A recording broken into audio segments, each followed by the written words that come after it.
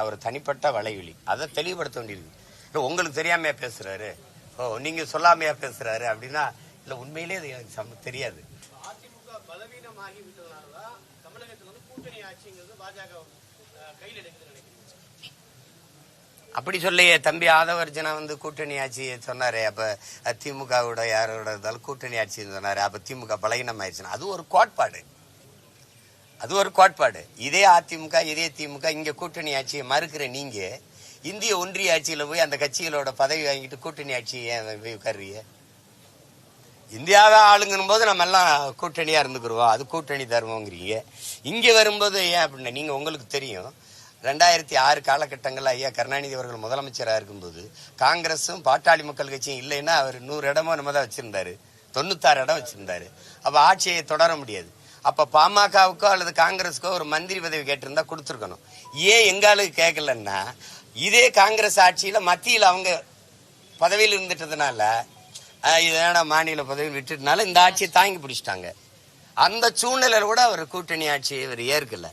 இது நீங்க அப்படின்னா நாடங்களும் ஒரே கொள்கை தானே இருக்கணும். அங்க ஒரு கொள்கை இங்க ஒரு கொள்கை வச்சுக்கிறீங்க. அதை தான் அது நான் அவங்க வலியுறுத்தினப்ப ஆதவர்ஜனா அவங்கள கூட அதை பேசினார்ல ஒரு பார்த்தீங்க. அது எல்லாரும் அது அப்படி இப்படிலாம் சொன்னாங்க.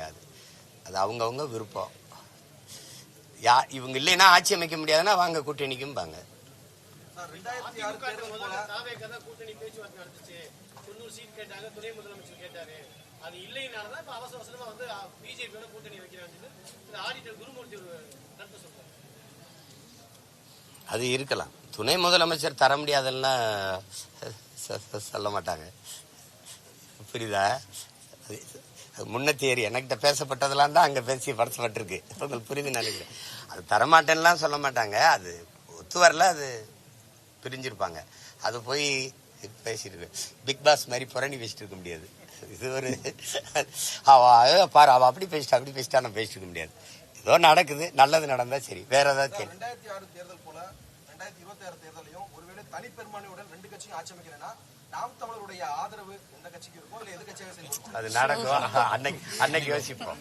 இன்னும் இப்ப மேல இருக்கமா, அடுத்த மே ஓராண்டு தானே இருக்கு, காத்திருப்போம்.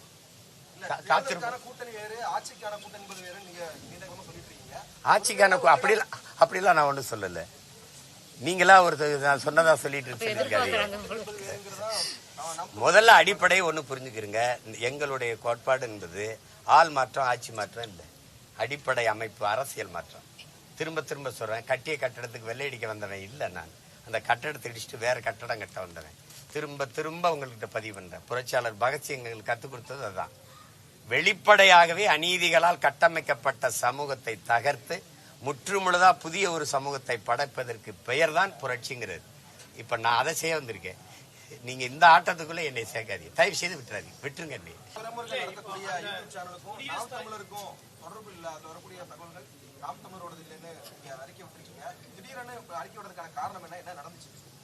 இல்ல அது உண்மையிலே அது அவர் தம்பியுடைய தனிப்பட்ட வலையொலி. அது எல்லாரும் என்ன நினைக்கிறாங்கன்னா அவர் பேசுறதுல இப்படி பேசுறாரு, உங்களுக்கு தெரியாம பேசுற. இப்படி என் பக்கத்தில் நிக்கிறாரு, கேளுங்க தம்பி, இப்படி பக்கத்தில் நிக்கிறாரு என் தம்பி. அவர் ஒரு கருத்தை பேசுறாரு, அது கட்சியின் கருத்தா பார்க்கப்படுது. அப்படி பார்க்க முடியாதுல்ல, அது பார்க்க முடியாது. அவர் தனிப்பட்ட வலைவலி, அதை தெளிவுபடுத்த வேண்டியிருக்கு. உங்களுக்கு தெரியாமையா பேசுறாரு, நீங்க சொல்லாமையா பேசுறாரு அப்படின்னா இல்ல உண்மையிலே அது எனக்கு தெரியாது. அது அவர் ஒரு கருத்து வச்சிருக்கிறாரு, அந்த கருத்தை அவர் வலைவலியில பதிவு பண்றாரு. அதை தெளிவுபடுத்தணுங்கிறதுக்காக தான் அந்த அறிக்கையை கொடுக்க வேண்டியதா ஆயிடுச்சு. இப்ப குழப்பம் இல்லை, புரியுதா?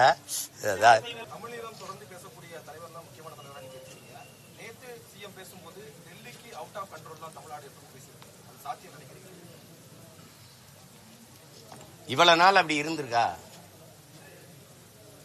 அவுட் ஆஃப் கண்ட்ரோல் என்ன பண்ணும்? என்னை பாருங்க, முக்கியமான பேரிடர் காலங்களில் நிதி தர மாட்டேங்கிற, எங்களுக்கு தர வேண்டிய நிதியை தரல, அதனால ஆசிரியர்களுக்கு சம்பளம் கொடுக்க முடியல, சில முக்கியமான திட்டங்கள் நிறைவேற்றப்பட முடியாம இருக்குது, அதனால என் மாநில வரி உனக்கு தர முடியாதுன்னு சொன்னது அவுட் ஆஃப் கண்ட்ரோல். அது அவன்கிட்ட கொடுத்துட்டு அவரை தரலன்னு நெஞ்சிலை வயிற்றுல அடிச்சுட்டு புலம்புறது அவுட் ஆஃப் கண்ட்ரோல் இல்ல, அண்டர் கண்ட்ரோல். புரியுதா? சொல்றது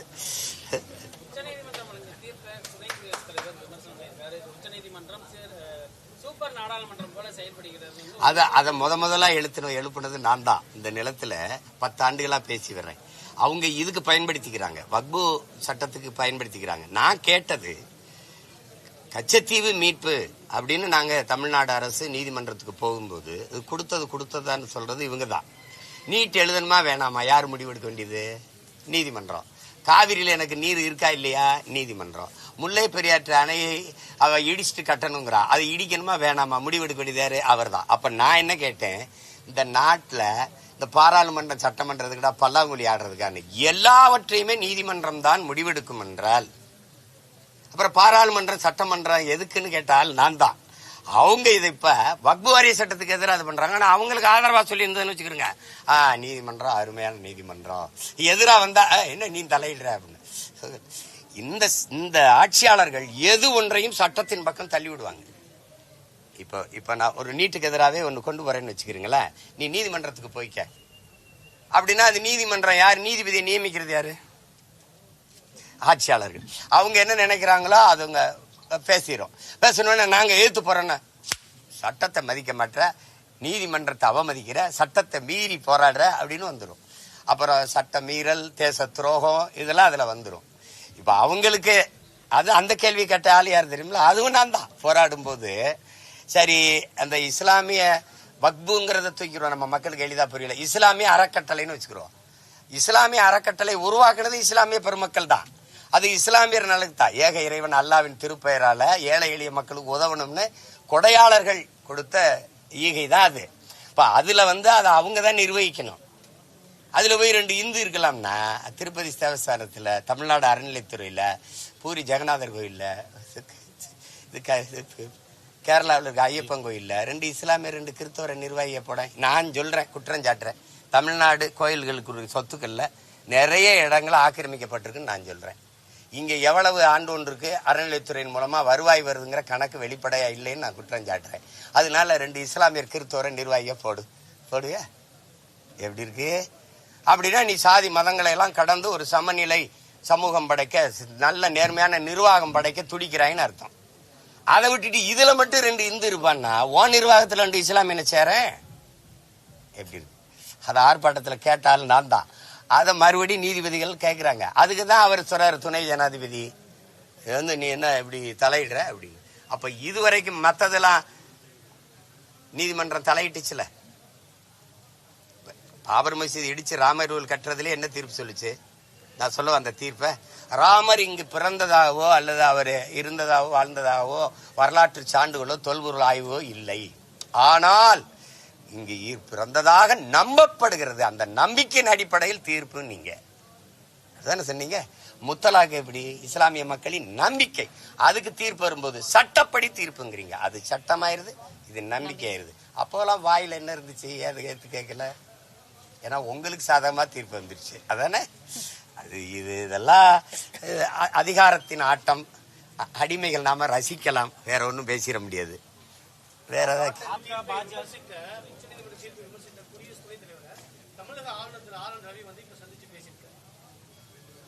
அவங்க குடியரசுத் தலைவர், துணை குடியரசுத் தலைவர், அவங்க ஆளுநர், அவங்க சந்திக்கிறது.